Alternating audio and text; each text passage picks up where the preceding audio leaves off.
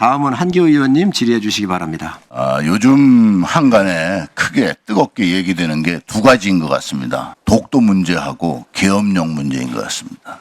계엄령에 대해서 좀 확인해 보겠습니다. 후보자님, 계엄령을 선포하는 조건이 어떤 조건인지 아십니까?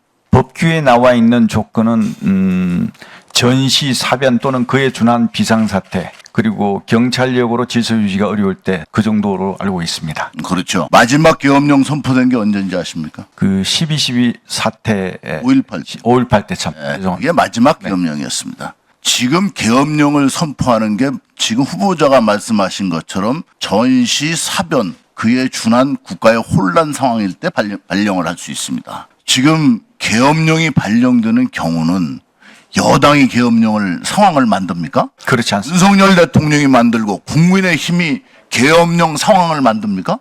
아니죠. 그렇습니다. 그 정부에 반대하는 세력에 의해서 계엄령 상황을 만듭니다. 북한이 만들든가. 그렇다면 지금 계엄령 하는 것은 국민의힘 그리고 윤석열 대통령이 그 상황을 만들질 않습니다. 그런 상황을 만들어서 발령하는 게 윤석열 대통령이지. 이렇게 이건 억지로 나가는 자체가 말이 안 되고, 또 계엄령이 발령된다 하더라도 국회에 즉각 통보하면 국회에서 제적의원 과반수만 안 된다고 하면 끝나는 거 아닙니까? 그런데 계엄령 하는 걸 보면 이게 무슨 귀신이 뭘 잘못 먹고 얘기한 거 아닌가 이런 생각이 들 정도로 황당하다는 거죠. 정말로 황당하다. 이상입니다. 예, 감사합니다. 네, 한기호 의원님 수고하셨습니다. 의원님 질의해 주시기 바랍니다. 후보자 장관 되신 다음에 계엄 발동 건의할 생각은 없으시죠? 그냥 예 아니오만 해주세요. 없습니다. 오케이. 어제 이재명 대표가 계엄 얘기한 것에 대해서 대통령실에서 말도 안 되는 거짓 정치 공세다. 이것도 당연히 동의하시겠죠? 네. 예. 그렇게 얘기한 이유는 윤석열 정부는 계엄을 안 할 거다. 해도 국회에서 바로 해제가 될 거다. 그겁니다. 제가 얼마 전에 이렇게 얘기했습니다. 김영현 후보자를 국방장관에 갑자기 임명하려는 것과 대통령의 반국가 세력 발언은 김건희 여사의 감옥행을 막기 위한 계엄 준비 작전이다. 이것도 말이 안 되는 정치 공세라고 생각하시는 게 당연하겠죠? 동의하지 않습니다. 네. 오늘 그 얘기를 좀 해보겠습니다. 대통령께서 후보자한테 장관으로 가서 계엄 준비해라 이렇게 말씀하신 적도 당연히 없으시죠? 네. 네. 설령 계엄을 해야 할 상황이 온다고 해도 국회가 과반수 의결로 요구하면 바로 해제될 것이기 때문에 후보자도 사실상 계엄은 현재 불가능하다. 그것이 대통령실과 정부 여당 관계자들의 주장이기 때문에 이렇게 보셔서 그렇게 말씀하시겠죠? 네, 생각해 본 적 없습니다. 네. 아니, 생각해 보신 적이 없는 것이 아니라 계엄이 불가능하다라고 주장을 네. 하고 있지 않습니까? 헌법 제77조에 보면은 국회가 제적의원 과반수 찬성으로 계엄 해제를 요구하면 대통령을 이를 해제해야 된다. 대통령실이 이 조항을 정확하게 지정한 겁니다. 맞죠? 네. 국회의원에게는 불체포 특권이 있기 때문에 계엄이 발동돼도 국회의원들이 국회에 모여서 해제를 요구하면은 계엄은 해제됩니다. 이것이 100% 진실이면은 대통령실 얘기가 맞고요. 이재명 대표 얘기는 거짓 정치 공세고 괴담이 됩니다. 네.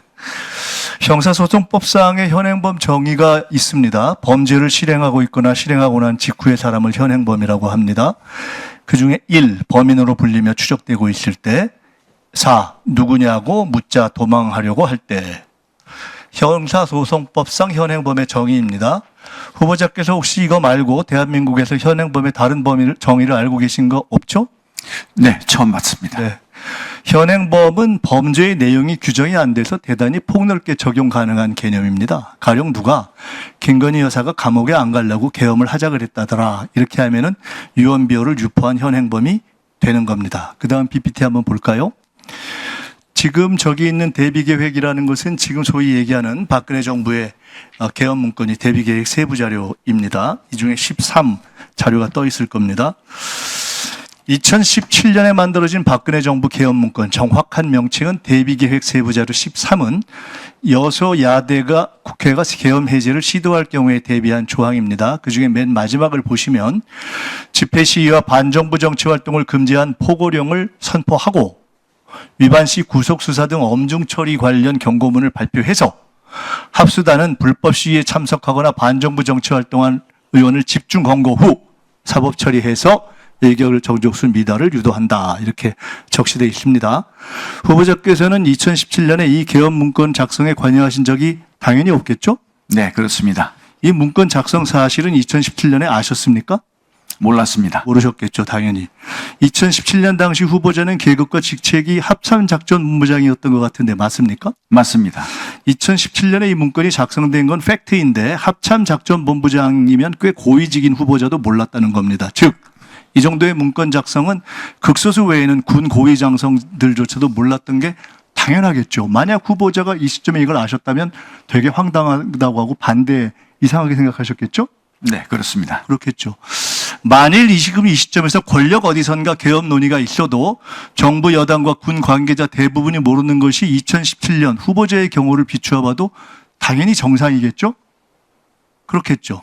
자, 이 개헌 문건에 대해서 정부 여당 관계자들은 문재인 정부에서 요란하게 조사했지만 무죄가 났다 이렇게 이야기합니다. 자, 실제 내용을 보겠습니다. 헌법 77조와 개헌법 9조에 따르면 비상계엄 선포 시에 체포, 구금, 압수수색, 거주, 이전, 언론, 출판, 집회, 결사에 대해서 국민의 기본권 제한이 가능합니다. 국방부 장관이 검토하고 건의하는 계엄의 중대한 권한입니다. 장관 되실 거니까 이건 아시겠죠?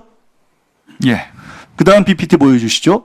박근혜 계엄 문건에 의하면 비상계엄 당시에 사이버 유언비어 차단을 위해서 방통위가 주관하는 유언비어 대응반을 운영하고 시위 선동 등 포고령 위반자가 가입한 포털 사이트 SNS 계정 폐쇄 및 검거 사법 처리한다는 단계적 조치사항이 나와 있습니다.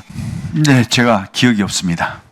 네, 강대식 의원님 질의해 주시기 바랍니다. 야당 의원님들께서 일어날 수 있는 가능성을 가지고 뭐 계엄인 이런 말씀들을 많이 하시는데 있을 수 있는 일이라고 생각하십니까? 안 하십니까? 현실적이지 않다고 생각합니다. 그렇죠.